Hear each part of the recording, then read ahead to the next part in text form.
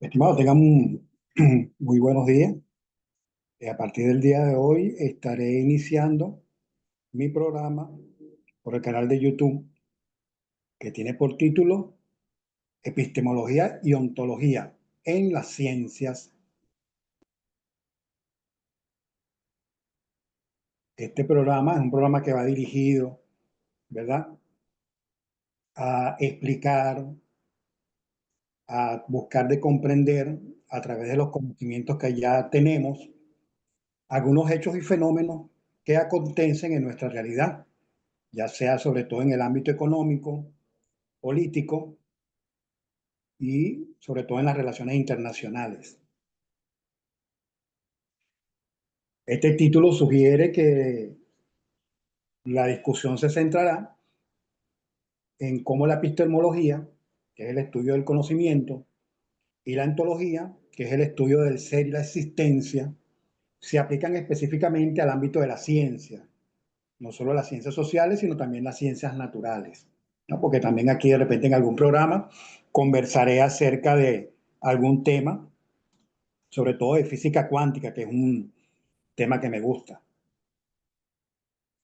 Se van a explorar las formas en que los conceptos del conocimiento y la existencia son relevantes para las diversas disciplinas científicas. Se puede analizar cómo cada ciencia construye su propio conocimiento y qué tipo de realidades o entidades considera.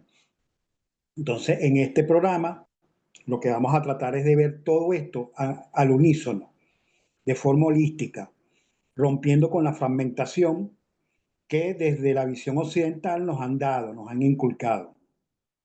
Razón por la cual muchas veces no comprendemos por qué suceden los fenómenos o hechos, o simple y sencillamente la explicación que les damos se queda corta y realmente no nos indica de qué se trata, ¿no? Epistemología y ontología en las ciencias es un título que implica una perspectiva amplia, donde se examinan cómo estos dos conceptos se manifiestan dentro de las prácticas científicas en general. Se podría estar refiriendo a esto a cómo los científicos utilizan principios epistemológicos y ontológicos en su trabajo diario, independientemente de la disciplina específica, que es lo que les vengo indicando. Aquí el enfoque es más sobre la interacción entre el conocimiento y la realidad dentro del contexto científico. Entonces, ya les voy a compartir eh,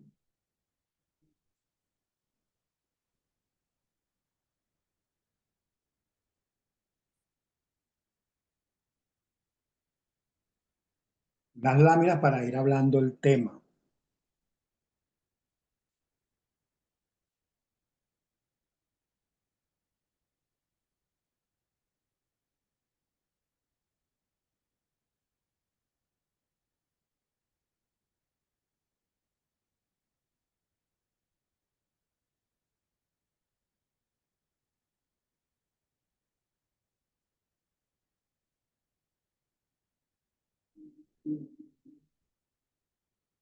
Disculpen un poquito el retraso, pero como estoy comenzando a utilizar unos mecanismos nuevos, entonces hasta que no me haga ducho en esto, no será más rápido.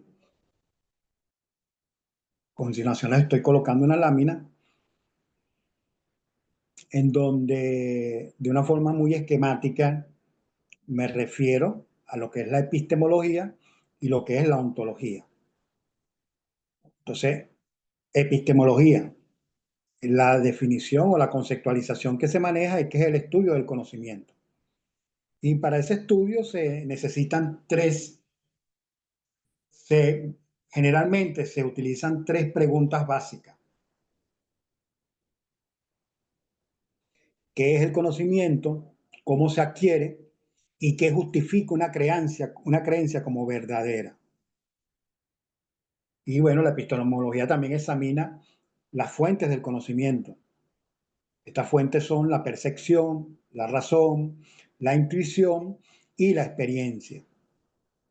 Los límites del conocimiento y las condiciones bajo las cuales algo puede considerarse conocimiento verdadero. Además, considera la relación entre el sujeto y objeto. el sujeto que conoce y el objeto conocido o que se piensa conocer, así como diferentes métodos y procesos que utilizamos para validar nuestras creencias. Recordemos que aquí hay una gran discusión, ¿no?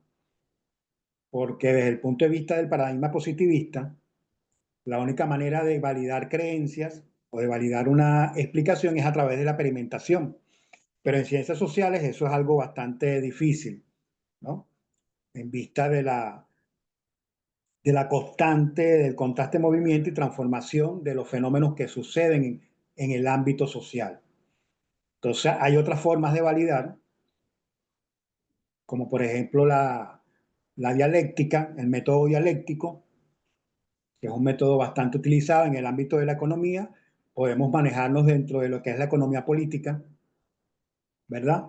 Para no solo valorar la parte económica, sino también para valorar la parte histórica, la parte política, la socióloga, la antropóloga, la psicológica, o sea, toda una gran variedad de disciplinas inmersas dentro del contexto científico que se maneja.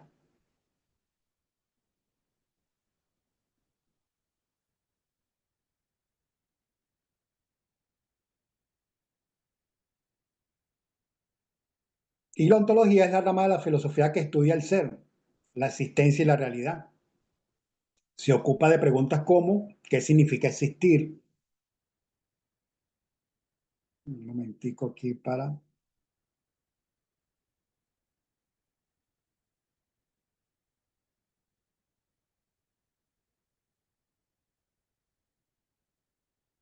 Sí, porque las láminas no se quieren ver, entonces, bueno, preferible no colocarla.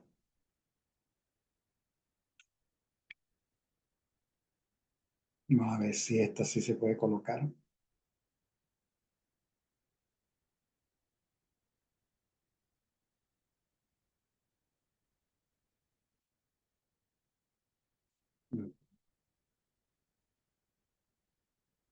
Entonces, la ontología, como decía anteriormente, ¿qué significa existir? ¿Qué tipos de entidades existen? ¿Cuál es la naturaleza de esas entidades? La ontología clasifica y organiza diferentes tipos de seres y sus relaciones, explorando conceptos como objeto, propiedad, evento, relación. Además, investiga cuestiones sobre la estructura del mundo y cómo los diferentes niveles de la realidad se interrelacionan.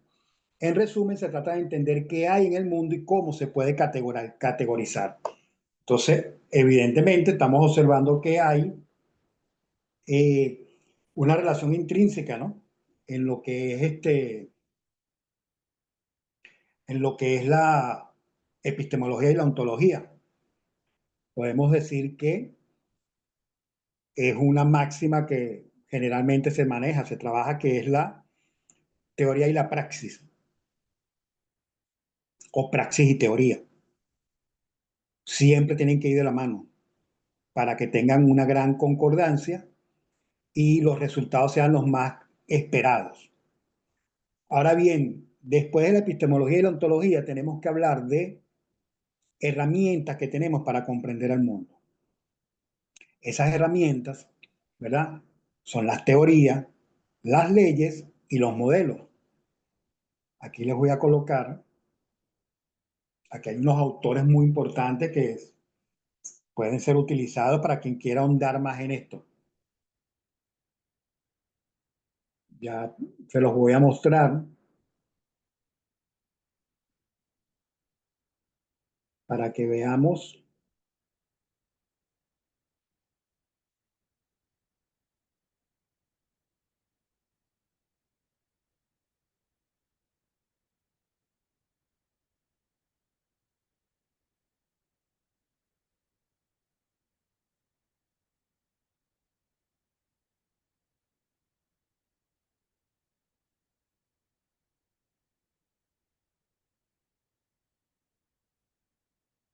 Bueno, aquí tenemos un texto de María Teresa Llurén Camarena, Leyes, Teorías y Modelos.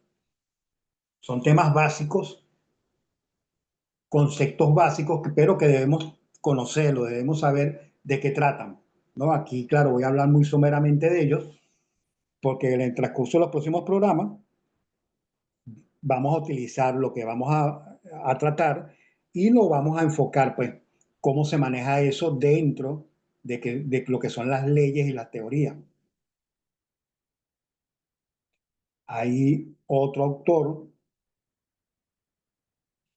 que es Luis Brito García, quien también tiene un texto muy bueno, La ciencia, fundamentos y métodos. Estos dos autores pueden darnos bastante información sobre este tema que estamos tratando. Entonces tenemos que la teoría, su definición más o su conceptualización más aceptada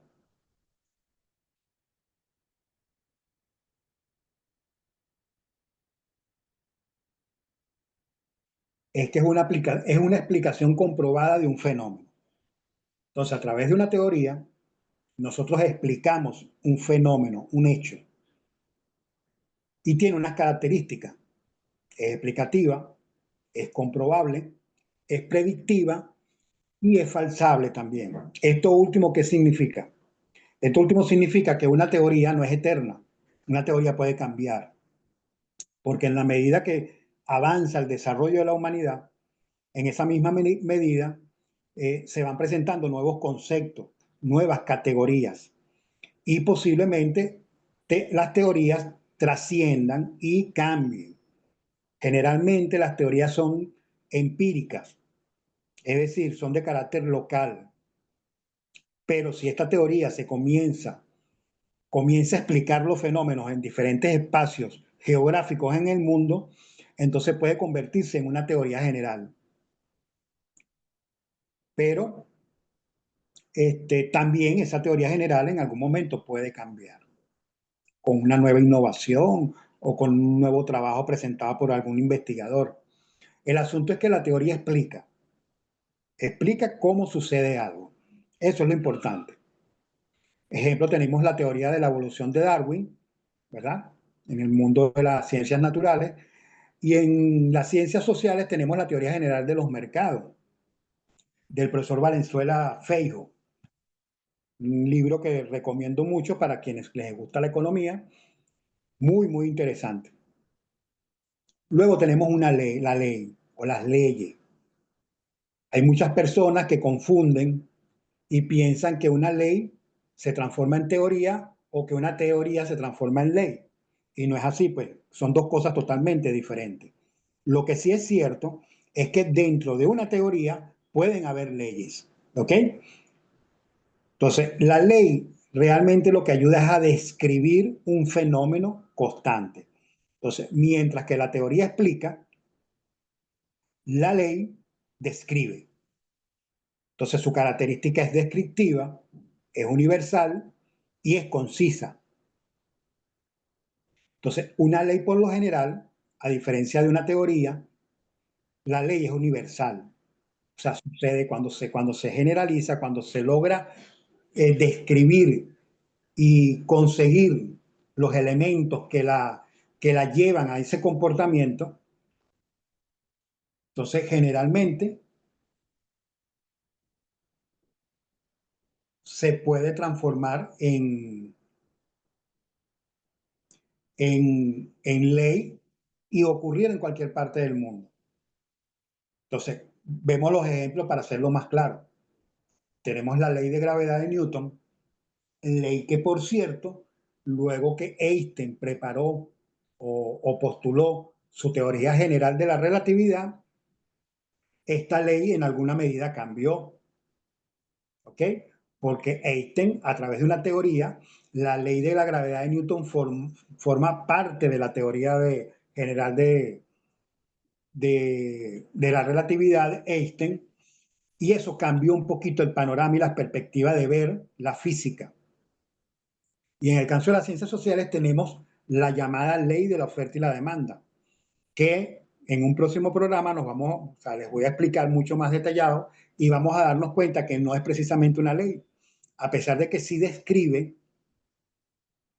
unas relaciones que hay entre magnitudes o entre acciones como la oferta y la demanda, realmente no es una ley como tal porque la misma puede ser inducida. Entonces ya cuando se es inducido, ya esa característica de ley no es relevante. Sin embargo, bueno, es llamada así desde hace 2 siglos y todavía se mantiene, pues, hasta que en algún momento alguien presentará un trabajo al respecto y, y ella se dejará, pues.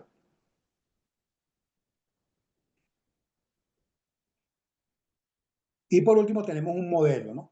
¿Y qué es un modelo? Un modelo es una representación simplificada de un sistema o proceso real. Se utiliza para estudiar, para analizar y comprender mejor el sistema en cuestión. Los modelos pueden ser físicos, matemáticos o conceptuales.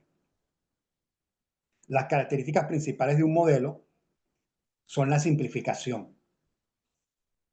Un modelo omite detalles no esenciales para el estudio del fenómeno. Por ejemplo, un modelo es, en las ciencias sociales es, por ejemplo, aquí ya les voy a mostrar,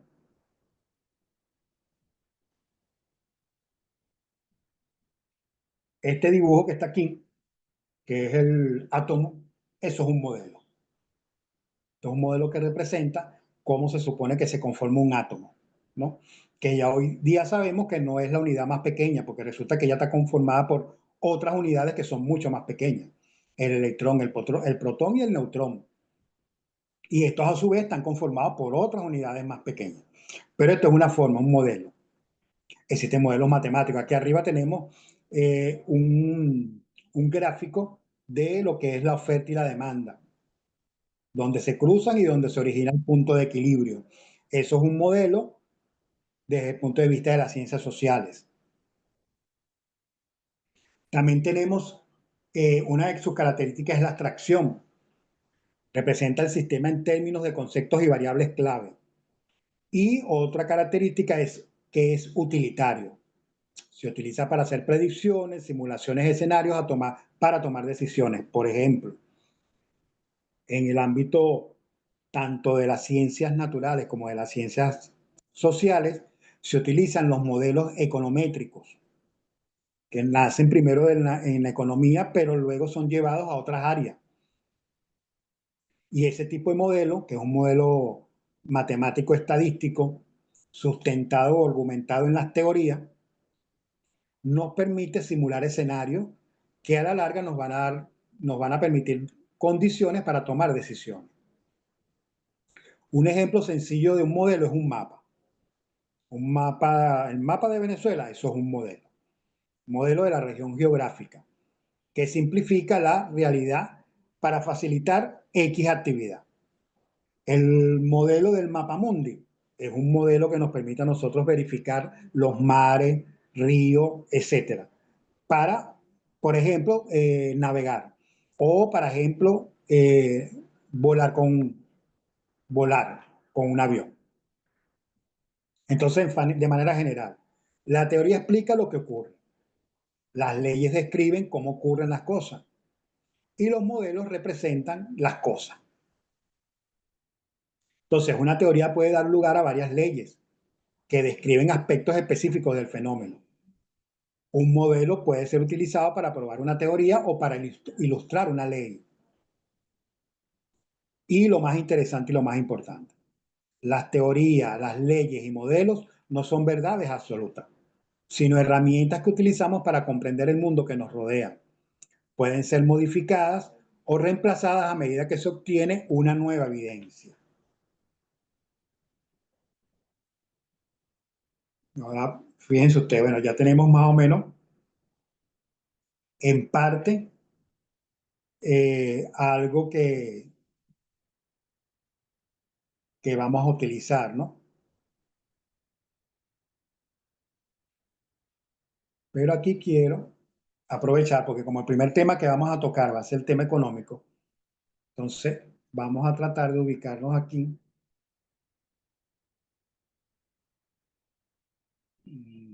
Ya.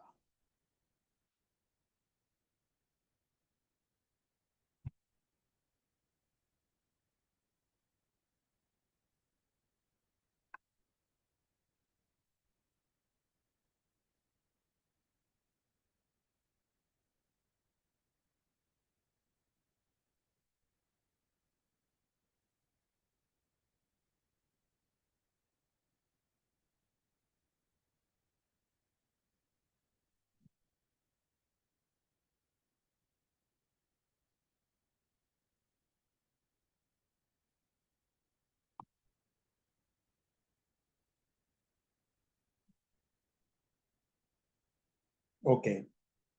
Entonces, fíjense ustedes, como nosotros vamos a hablar en el próximo programa sobre economía, sobre los fenómenos y los hechos económicos, entonces, evidentemente, tenemos que tener claridad de qué trata la economía. Entonces, el concepto más utilizado o de mayor uso es el siguiente. La economía es una ciencia social que estudia cómo las sociedades utilizan sus recursos escasos para producir y distribuir bienes y servicios. Es decir, se enfoca en cómo las personas, las empresas y los gobiernos toman decisiones sobre qué producir, cómo producirlo y para quién producirlo. Entonces aquí tenemos unos aspectos fundamentales que tienen mucho que ver, ¿no? Entonces, el concepto clave. La economía se centra en el estudio de cómo las personas, las empresas y los gobiernos toman decisiones sobre la asignación de recursos limitados para satisfacer necesidades ilimitadas. Entonces, hay recursos ilimitados y hay necesidades ilimitadas. Aquí nos conseguimos con la primera gran contradicción, ¿verdad? Y en los aspectos fundamentales tenemos el principio de escasez, que es la contradicción que les hablaba anteriormente. Los recursos son limitados, mientras que las necesidades humanas son ilimitadas. Esto obliga a tomar decisiones sobre cómo utilizar estos recursos de la manera más eficiente posible, aunque yo diría de la manera más efectiva, porque aquí estaríamos hablando de eficiencia y eficacia. Luego tenemos tres actividades principales de la economía, que es la producción. La economía analiza cómo se producen bienes y servicios, incluyendo los factores de producción, conocidos como tierra, trabajo, capital y tecnología. Luego tenemos la distribución. Examina cómo se distribuyen los bienes y servicios entre los diferentes miembros de la sociedad. Y luego tenemos el consumo. Estudia cómo las personas y las empresas utilizan los bienes y servicios para satisfacer sus necesidades. Y hay dos ramas principales de la economía, que son la microeconomía, la cual se centra en el estudio del comportamiento de los agentes económicos de manera individual, como los consumidores y las empresas. Y aquí le tenemos que agregar a los trabajadores. Y luego tenemos la macroeconomía, que se ocupa del estudio de la economía en su conjunto, analizando variables como el crecimiento económico, la inflación y el desempleo. Pero tenemos otra perspectiva de la economía, que es la economía política. Entonces, la economía política ofrece una visión más amplia y compleja de la economía en comparación con la economía neoclásica tradicional. En lugar de centrarse únicamente en los mercados y los mecanismos de precios, la economía política incorpora elementos sociales, políticos, históricos y culturales para analizar los sistemas económicos. De ahí cuando en un principio yo les hablaba de que los estudios tienen que ser de forma integral, de forma holística. Nosotros no podemos seguir haciendo análisis de forma fragmentada, porque todo funciona en un conjunto.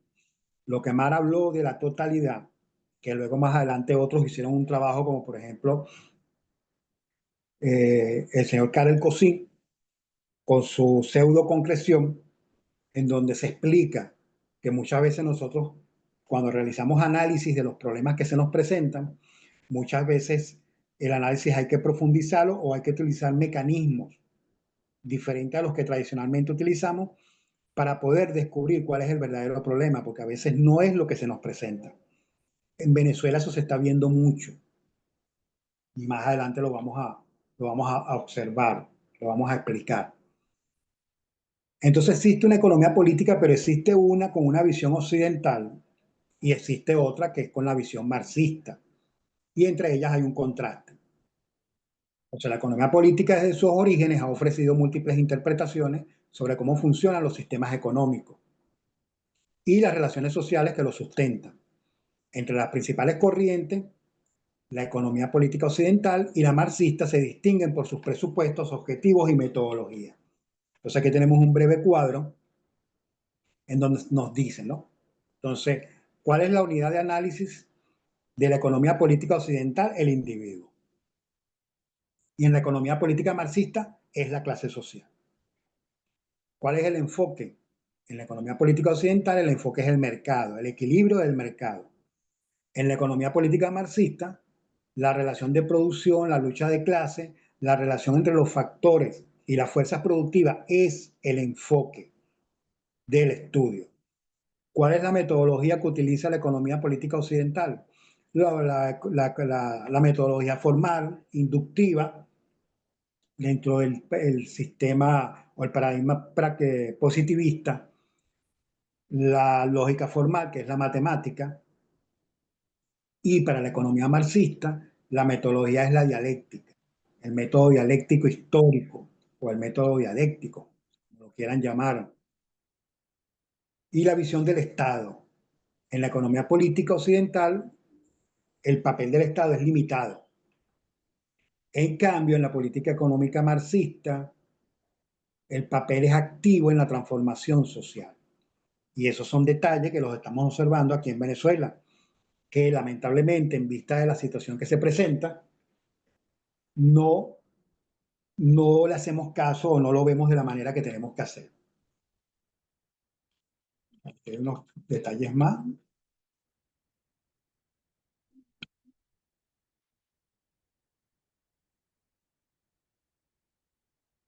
Entonces, ya con esta primera parte, eh, tenemos un abreboca de cómo vamos a ir interpretando, cómo vamos a ir conociendo y analizando los fenómenos y hechos económicos, políticos que ocurren en Venezuela, para poder comprender muchas cosas, porque lamentablemente uno de los graves problemas que hay es que por la falta de conocimiento o el desconocimiento nos llevan a tomar decisiones erradas o nos llevan a divulgar información que no es la correcta.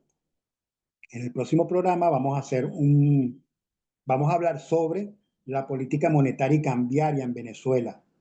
Vamos a ver qué es lo que está sucediendo con esa tasa de cambio, con ese dólar. Vamos a comprender cuál es realmente la función del Estado y cuál es la función de la sociedad, ya sea de forma personal o de manera organizada por organizaciones productivas, llámese empresarios, comerciantes, y vamos a entender cómo funciona esa política cambiaria con la sociedad aquí en Venezuela y cómo los factores externos influyen en ella. Entonces, bueno, muchas gracias por su atención y hasta aquí los dejo.